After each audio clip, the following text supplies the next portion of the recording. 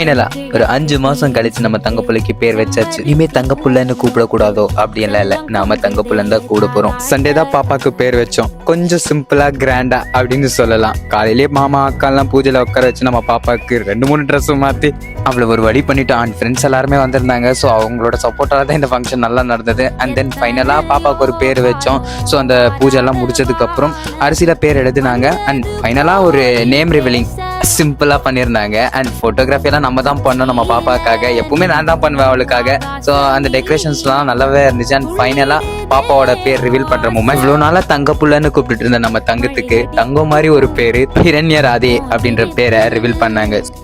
செடி முளைக்கும்